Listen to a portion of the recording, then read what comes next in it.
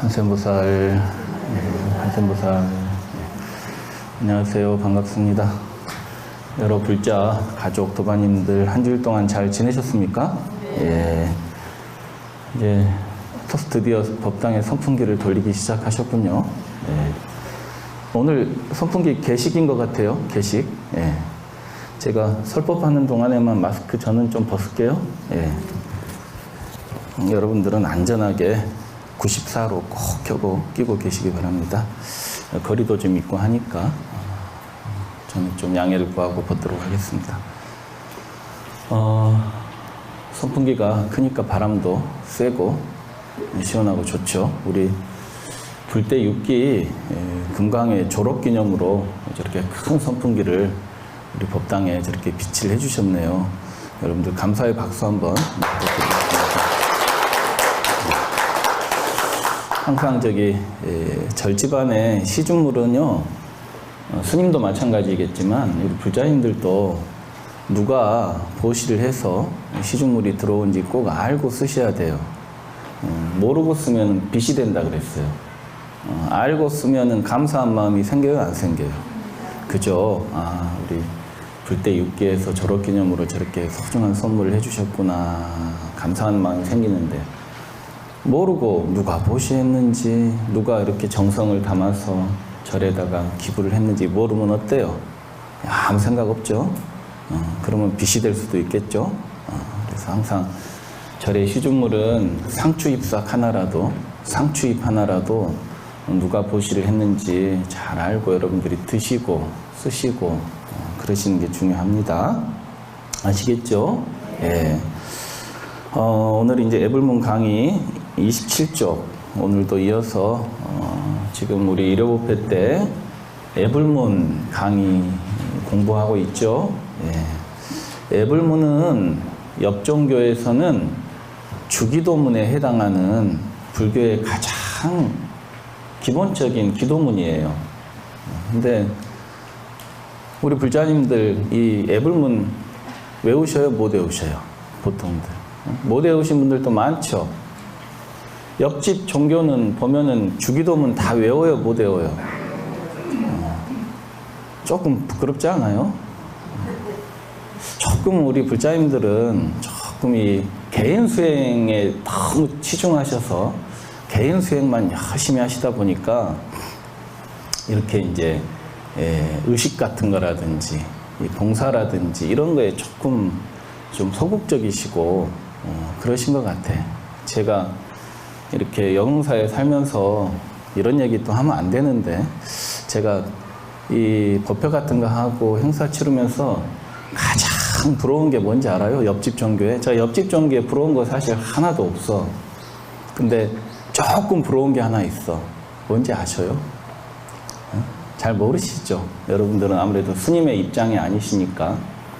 여기 그 교회나 이 성당에는 행사를 하면 절의 그 신자님들, 그 거사님들이 이게 항상 오셔가지고 이 안전봉을 들고 주차 관리를 해주셔요.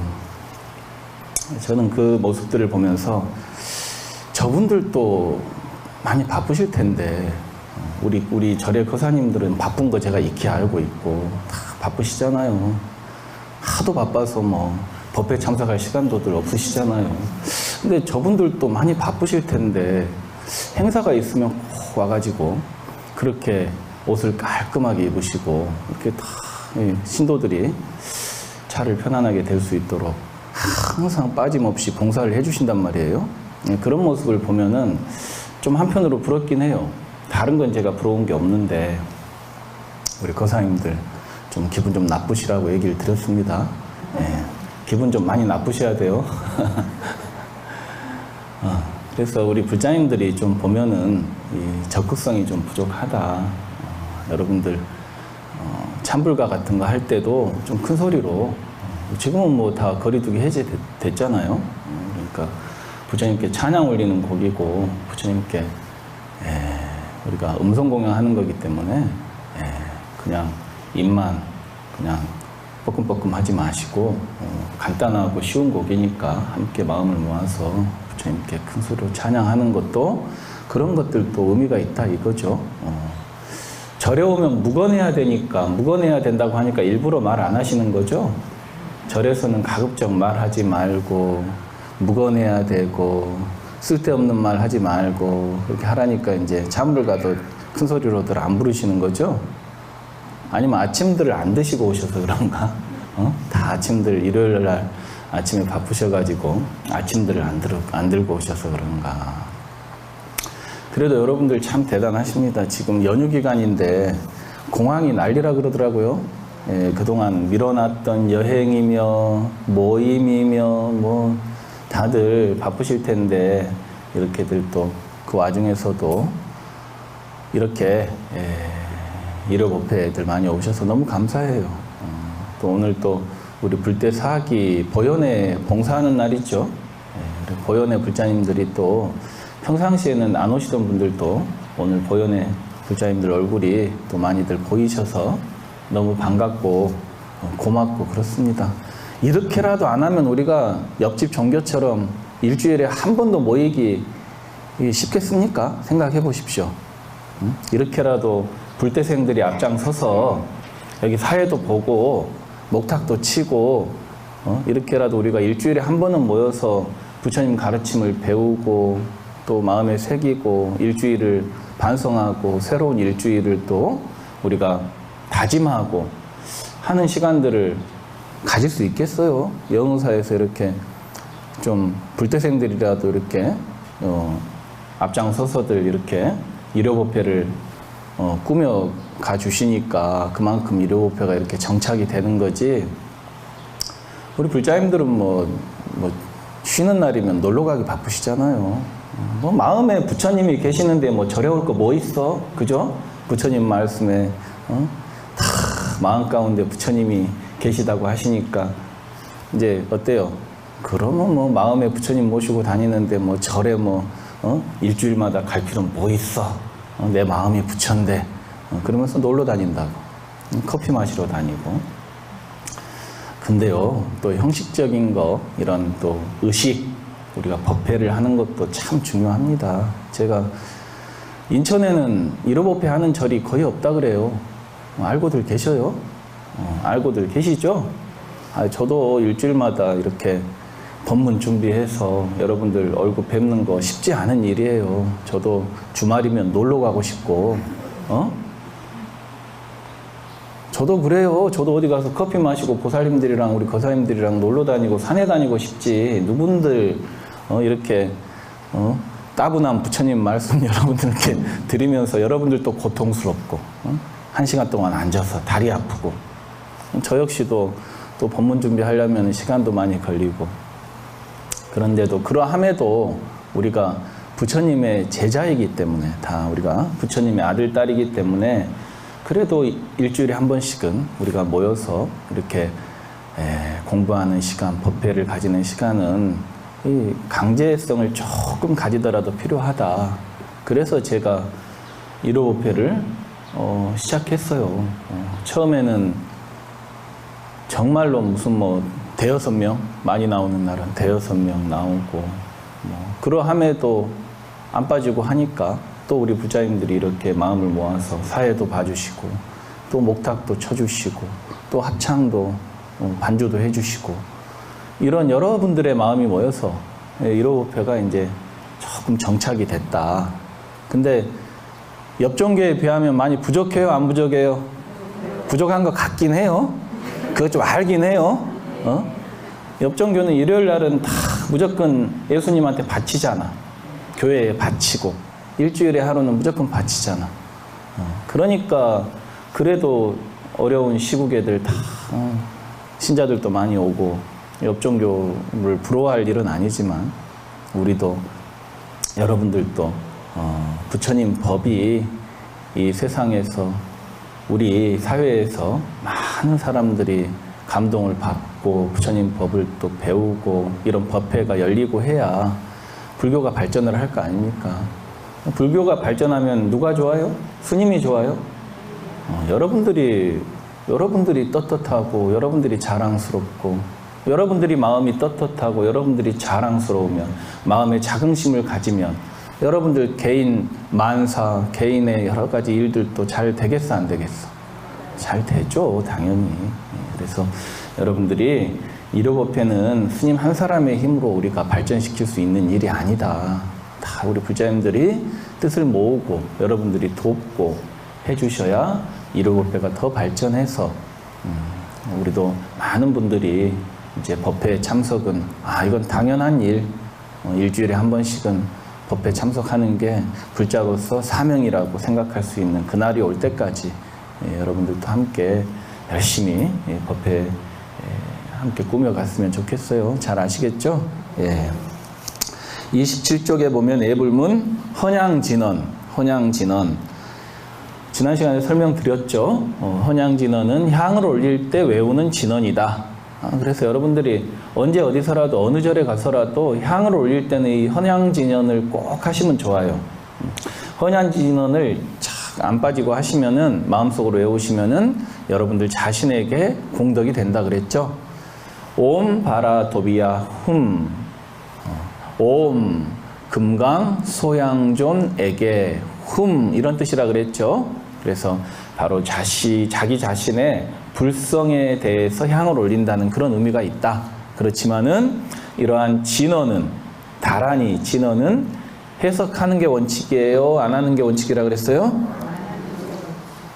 예, 그래서 하지 않고 우리가 이 진언을 외우더라도, 모르고 그 뜻을 모르고 진언을 외우더라도 이 진언 자체가 불보살님하고 주파수를 맞춰주는 역할을 하기 때문에, 주파수가 맞으면 소리가 공명이 되죠.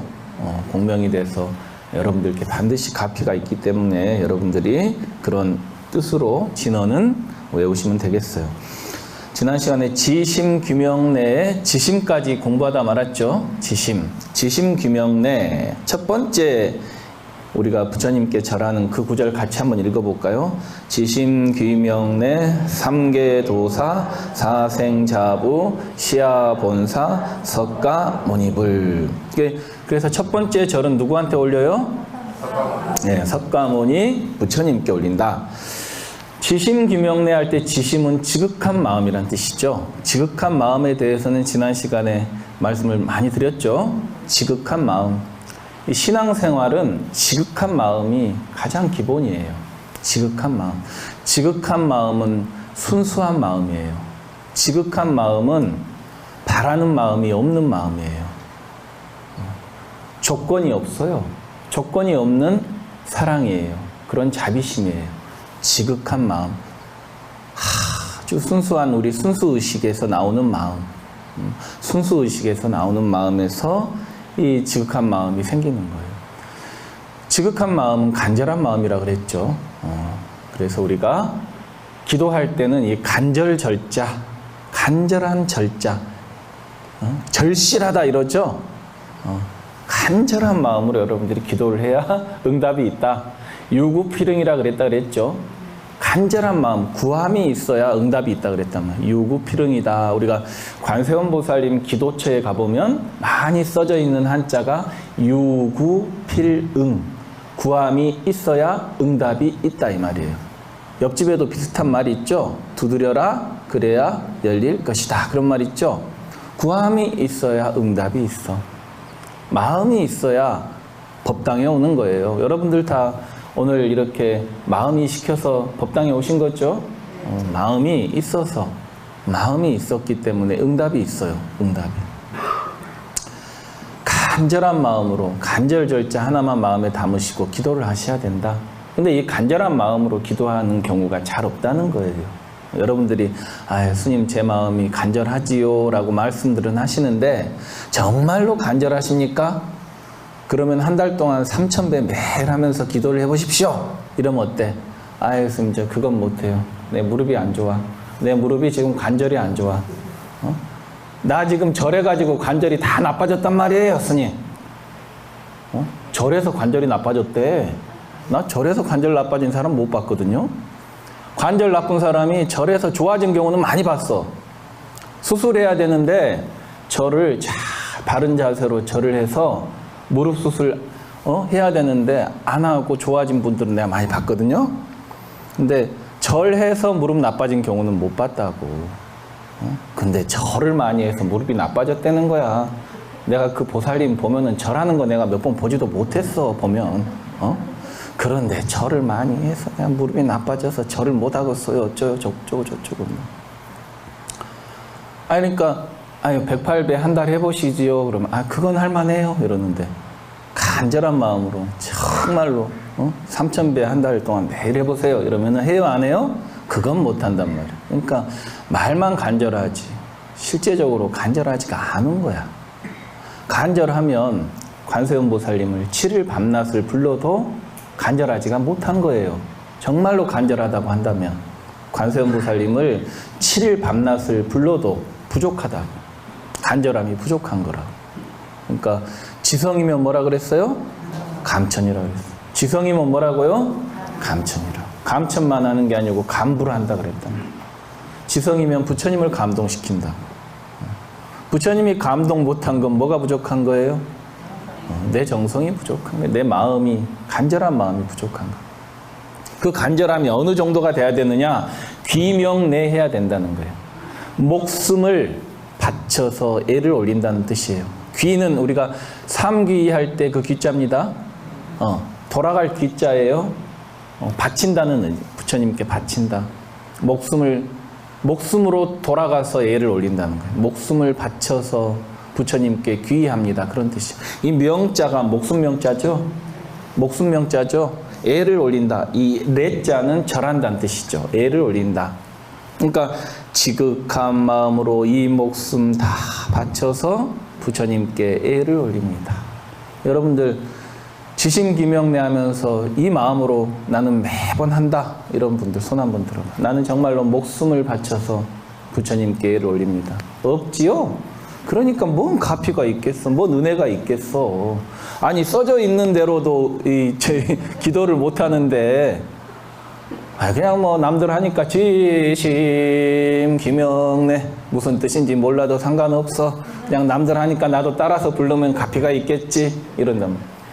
그러니까 뜻을 알고 여러분들이 뜻을 잘 알고 이걸 마음에 새기면서 설령 지금 내 목숨을 바치는 건 아니지만 목숨을 바친다는 그런 마음으로 그래야 가피가 있다는 거예요. 목숨은 어떤 거예요?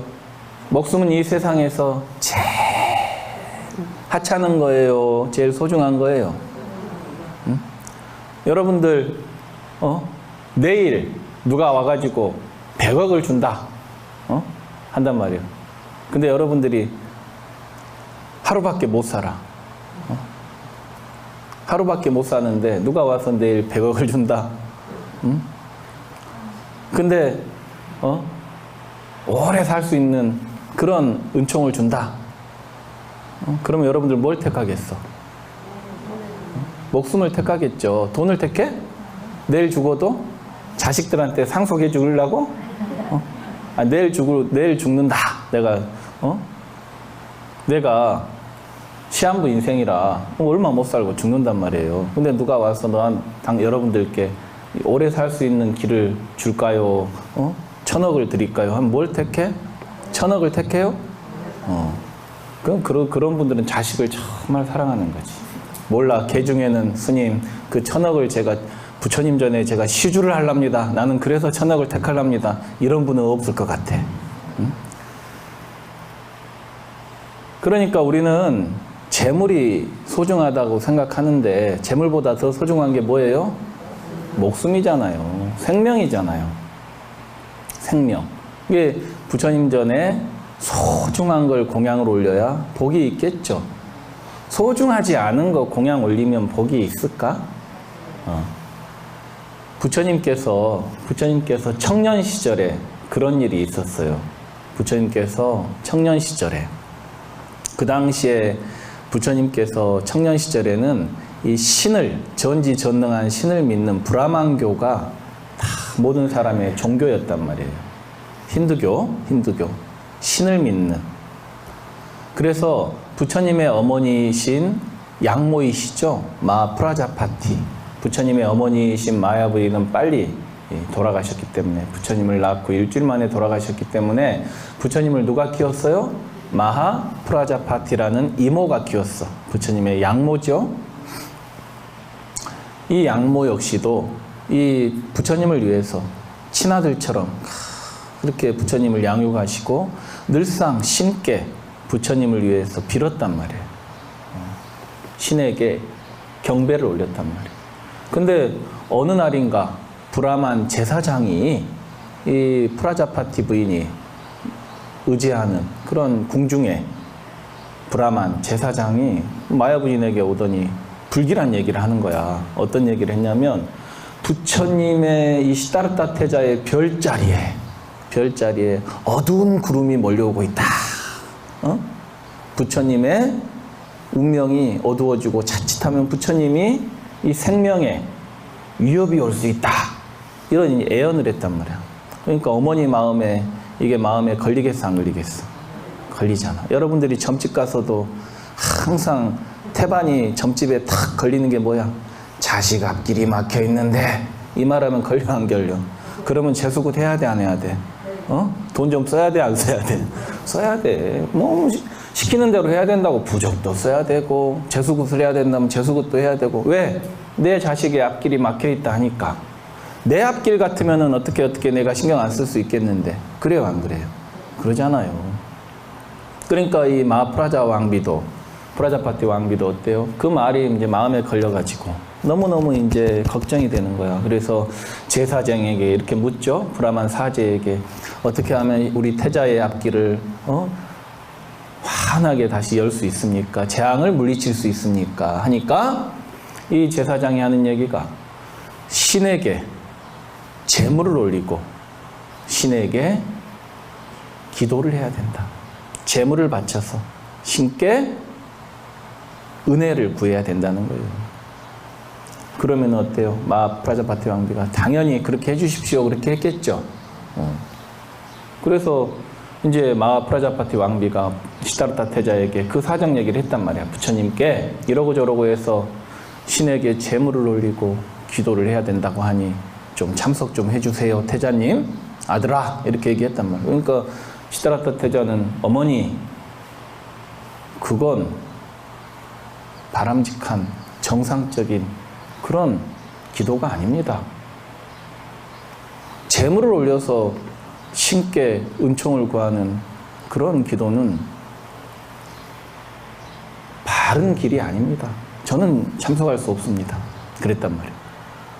요즘에도 이렇게 막 어디 가면은 막 닭을 잡아서 닭 피를 뿌리면서 기도하고 그런 사람이 있어요, 없어요?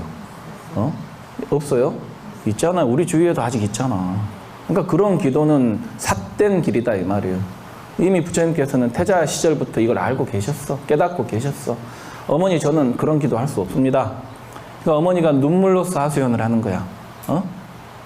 왕비께서 제발 어머니 이 애미 소원이니 한 번만 기도를 해달라. 그러니까 착한 태자가 어때? 어머니의 소원이라고 하니 그럼 어머니의 소원이니 제가 마지막으로 한 번만 참석을 하겠습니다. 해가지고 제사의식에 참석을 한 거야, 부처님이. 근데 힌두교 제사의식이라는 게 먼저 이제 불을 막 피워놓고 막 신과 합의를 먼저 한단 말이에요. 무당들 접신하듯이, 무속인들, 무당이라 그러면 안 되지. 이게 비하니까. 무속인들 접신하듯이 불을 막 켜놓고 베다 성전을 외우면서 신하고 합의를 먼저 해. 합의를 되는 기도를. 부처님도 같이 동참을 했단 말이에요. 막 불을 피워놓고 베다를 읽고. 그러고 나서 이제 그 기도가 다 끝나자 브라만 사제가 부처님께 도끼를 부처님 손에 탁 쥐어주면서 저를 따라오셔야 됩니다, 태자님. 이제 마지막으로 제일 성스러운 의식을 치러야 됩니다. 신에게 제물을 바쳐야 됩니다. 그래가지고 밖으로 나가니까 어때요? 소 한 마리가 눈을 깜빡깜빡 하면서 목에 줄을 매고 묶여 있는 거야. 뭘 하려고 그런 거야, 이제? 신에게 제물을 올리려면 어떻게 해야 돼? 소를 목을 쳐서 그 피를 누구한테 바쳐야 돼? 신에게 바쳐야 된다. 그러니까 부처님이 도끼를 딱, 어머니 소원이니까 어떻게? 그 도끼를 들고 딱 따라갔어. 제 브라만 사제를.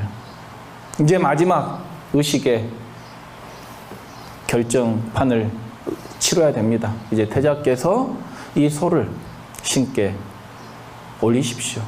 바치십시오. 부처님께서 도끼를 들으셨단 말이에요. 탁 들어서 소의 목을 쳤겠어, 안 쳤겠어? 여러분들 같으면 쳤겠어, 안 쳤겠어? 나한테 재앙이 온다는데, 그 당시에 2500년 전에, 지금처럼 여러분들처럼 배우고, 깨이고 이런 시대가 아니잖아요. 오로지 종교인이, 제사장이 얘기하면 다 맹목적으로 믿던 시대잖아요. 부처님께서는 도끼를 들어서 소의 목을 쳤을까? 안 쳤단 말이에요. 도끼를 들더니 치긴 쳤어. 뭘 쳤어?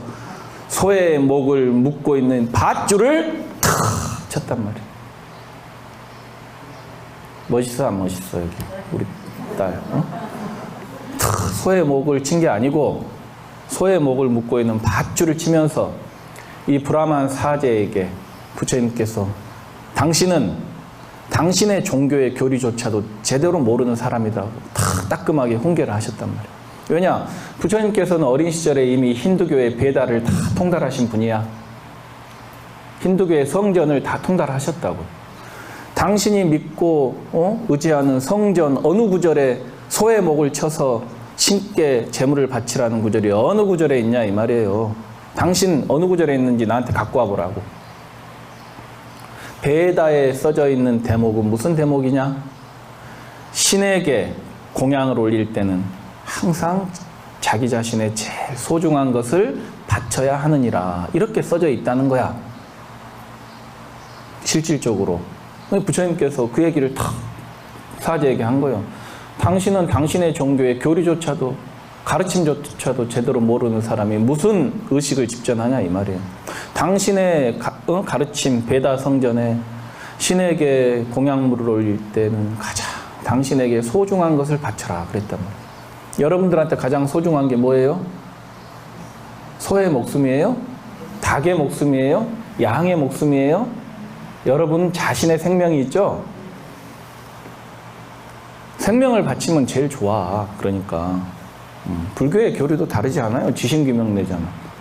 오늘 딱 이 자리에서 부처님 전에 여러분들이 어때요? 소신 공양을 올려버리면 제일 좋겠지. 우리가 돌아가면서 탁 하면 그거야말로 최고의 공양이 되겠지. 이 목숨을 바치는 거니까.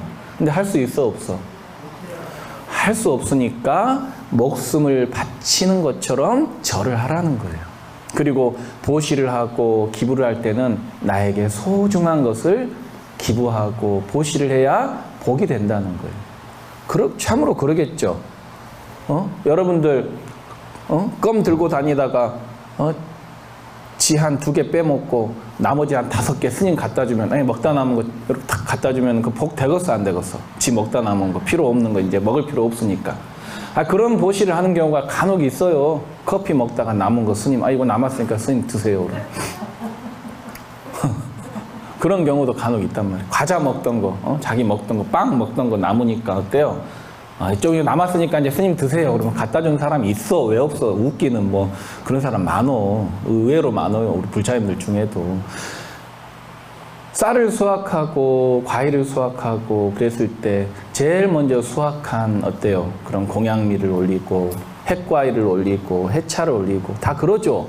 그래야 복이 있다. 지 먹고 남은 거 누가 보시 못해. 나도 하겠네 그런 거. 다 소중한 걸 먼저 부처님 전에 올리고 스님들께 올리고 그게 복이 있는 거예요. 신에게 올리는 것도 마찬가지란 말이에요. 신에게도 가장 소중한 것을 올리라 그랬단 말이에요. 성전에. 근데 비겁하게 자기 목숨 못 올리니까 누구 목숨을 쳐서 올리는다고 이 말이에요? 소의 목숨을 쳐서 올린단 말이에요. 비겁한 짓이죠. 지 목숨 못 올리니까 불쌍한 동물을 죽여서 올린단 말이에요. 그래도 우리 불자들은 그런 짓은 안 하니까 참 고마운 거예요. 지금도 저기 네팔이라든지 인도라든지 힌두교 신자들은 1년이면은 야크를 600만 마리를 죽여가지고 그 피를 제단에 뿌린단 말이에요. 그렇게 해서 기도를 해. 힌두교 신에게. 우리는 그런 종교에 우리는 빠지지 않고 그런 종교 만나지 않았다는 게 얼마나 고마운 일입니까? 예전에 다 양을 죽여서 다 제물을 올렸죠. 다른 종교에서는 지금이야 이제 문명이 발달하니까 그 짓을 못해서 그러지. 다 신께 기도 올리는 종교는 다 다른 생명 죽여서 올렸단 말이야. 지 목숨 귀중한 걸 아는 놈이 어떻게 다른 목숨을 귀중한 걸 모르냐 이 말이에요. 지 목숨은 그렇게 중요하게 생각하면서 다른 목숨을 죽여서 제물로서 공양을 올리는 게 그게 합리적이고 이성적이고 온당한 종교입니까? 여러분들 생각에? 근데 우리는 그런 것들을 갖다가 비판만 할 건 또 아니죠. 그들을 이해를 해야 된다. 이해를. 왜? 교리가 그러하니까 또 가장 소중한 걸 바치라고 했다 이 말이에요. 내 목숨을 신께 바쳐야 되는데 못하니까 가장 소중한 동물들을 죽여서 바치는 거란 말이에요. 유래가. 농사를 지으려면 동물이 가장 소중하죠? 제일 소중해. 유목민들한테는 양이 제일 소중하고 저기 힌두교 신자들한테는 어때요? 소가 제일 소중하잖아. 그러니까 소를 죽여서 바치는 거야. 내 목숨을 못 바치니까. 근데 그건 참으로 비겁한 짓이다. 그건 종교인으로서 해서는 안 될 일인데 어쩔 수 없죠. 그들의 문화니까 또 우리는 이해하는 쪽으로 가야 된다. 손가락질할 게 아니고. 지심귀명례의 뜻을 알겠어요? 여러분들 앞으로 지심귀명례 할 때 부처님 제가 이 생명을 부처님께 바치고 싶은데 정말 바치고자 하는데 제가 지금 할 일이 많아서 자식도 키워야 되고 남편도 제가 돌봐줘야 되고 또 주위에 이 사회를 위해서 내가 봉사도 해야 돼서 아직은 제 목숨을 바칠 수가 없으니 제가 목숨을 바치듯이 절을 한번 함에도 이 목숨을 던지듯이 부처님께 바치듯이 그렇게 절을 합니다. 이런 마음으로 하시라는 거예요. 이제는 좀 그런 마음으로 하실 수 있겠어요? 그런 마음으로 하면 누구의 마음이 반짝반짝 빛날까? 네, 여러분들의 마음이 반짝반짝 빛나고 여러분들의 마음이 반짝반짝 빛나면 누구의 얼굴이 반짝반짝 빛날까요? 여러분들의 얼굴이 반짝반짝 빛난다. 여러분들의 반짝반짝 빛나는 얼굴을 보면 여러분들의 가족이 좋을까 안 좋을까? 좋죠. 무슨 우울증 환자들도 아니고 얼굴에 웃음기도 없고 항상 온갖 세상의 모든 고뇌와 고민을 다 짊어진 사람처럼 그냥 얼굴이 어두워. 그러면 가까이 있는 사람부터 영향을 받겠어요? 안 받겠어요?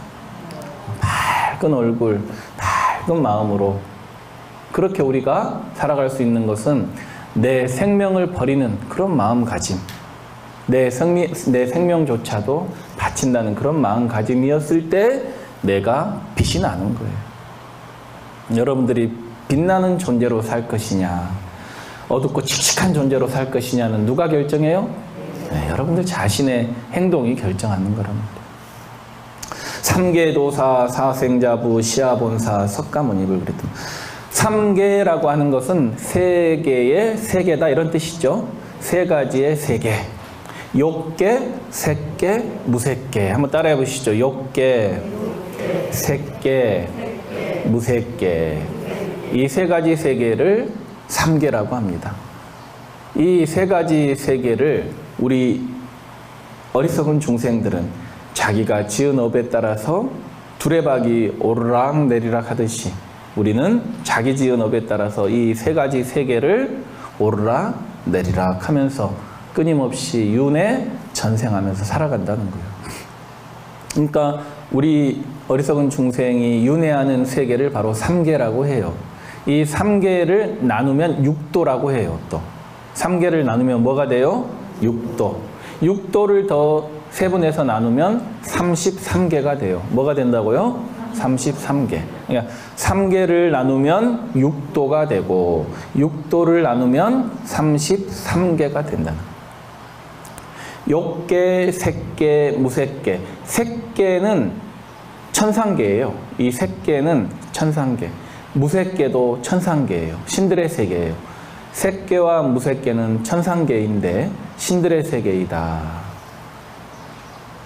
욕계는 천상계도 6군데가 포함되어 있어요. 그렇지만은 이 육도를 우리가 얘기할 때 6가지로 나눴을 때 가장 밑에 고통스러운 세계가 뭐죠? 여러분들이 극악한 죄를 지으면 가는 곳 지옥이죠. 지옥. 지옥계. 지옥계. 근데 지옥을 죄만 지으면 갈까? 죄만 지으면 가는 게 지옥일까? 지장보살님도 어디 계시다 그래요? 지옥에 계신다. 지옥 중생에게는 지옥이 고통받는 아주 힘든 세계이지만 지장보살에게는 지옥이 고통스러운 세계일까요? 아니죠. 왜 그럴까? 지장보살은 지옥 중생을 다 구제하겠다는 그런 원력으로 지옥 중생을 구제하기 위해서 지옥에 가 계신 분이기 때문에 지옥이 수행처야, 수행처. 수행처. 우리가 한마음 돌이키면 지옥 역시도 뭐가 돼요? 수행처가 되는 거예요, 여러분들. 지옥을 지옥이라 생각하면 지옥이죠? 지옥을 고통스러운 세계라 생각하면 지옥이죠? 근데 한마음 돌이켜서 여러분들이, 아, 이곳이 바로 내 수행처지. 저 왼수들.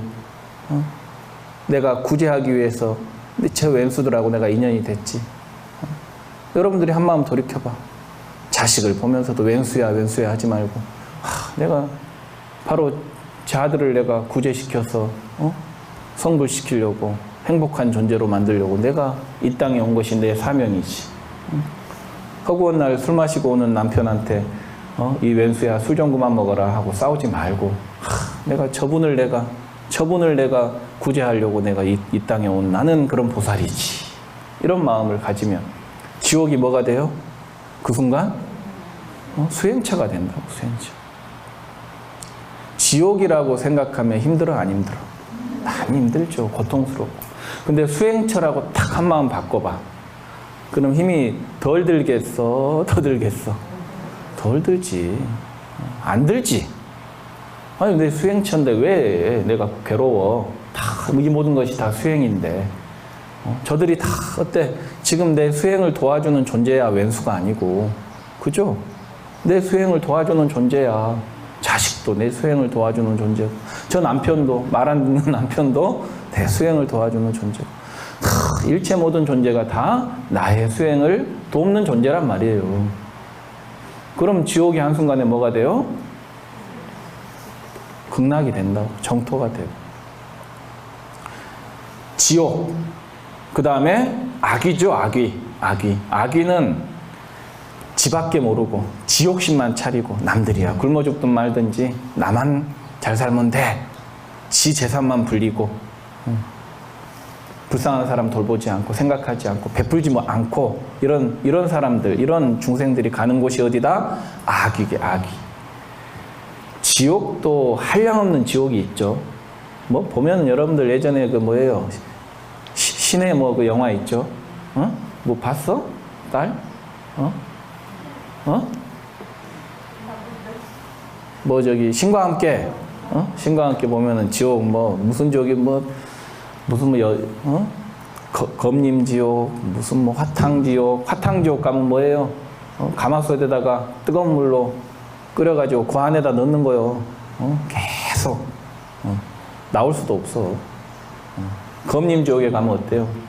그 칼이 그냥 빽빽하니 꽂혀 있는 그곳에서 이제 그 칼에 찔린 채로 살아야 돼. 한빙지옥에 가면 어때요?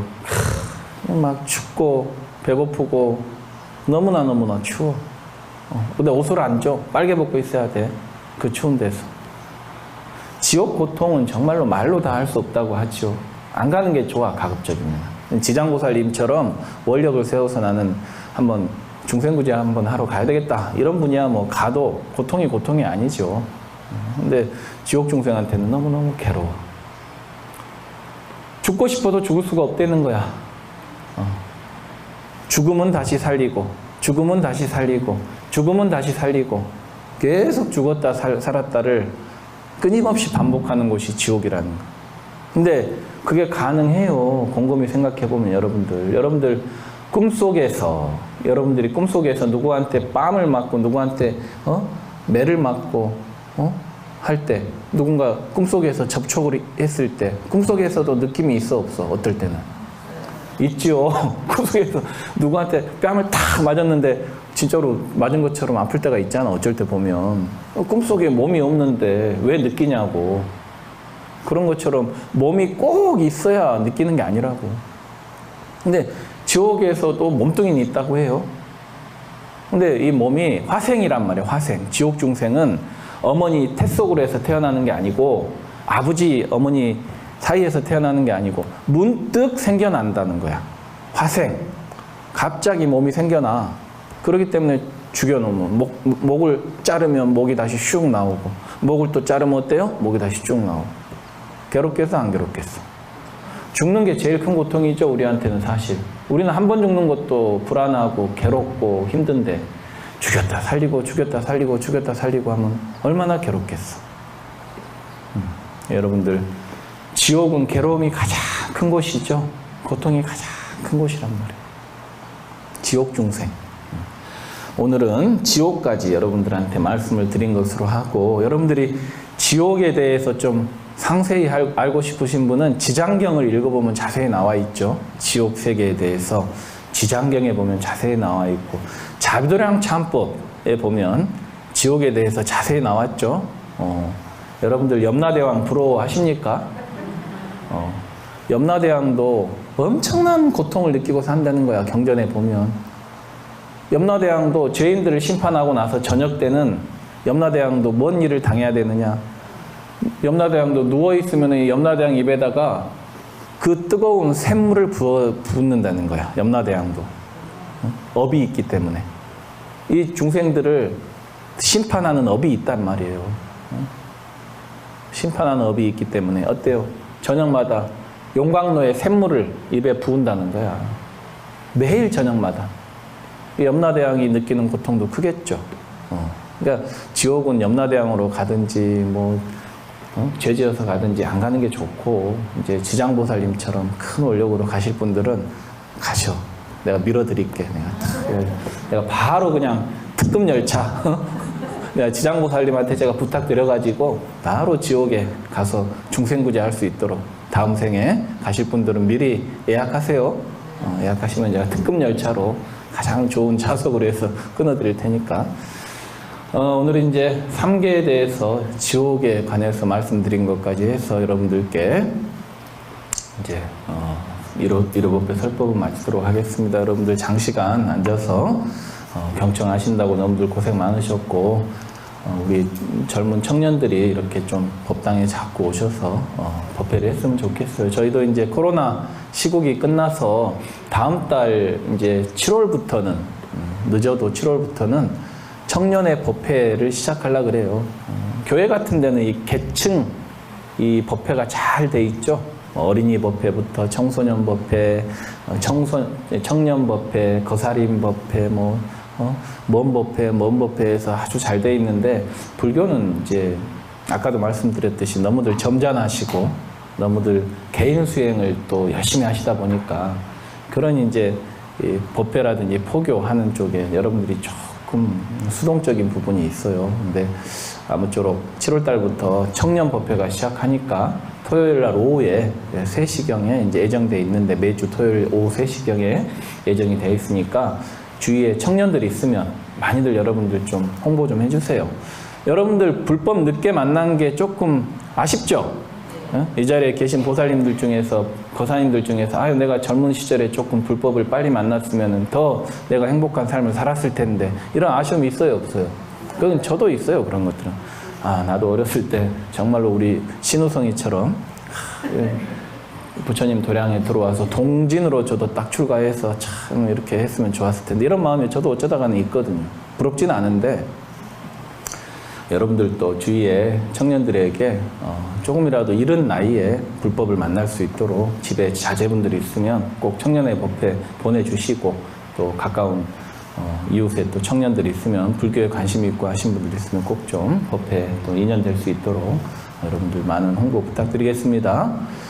예, 공양들 하시고 또 잘 돌아가셨다가 다음 주 1호 법회 때 여러분들 또 반가운 얼굴 뵙겠습니다. 모두 성불하십시오. 감사합니다.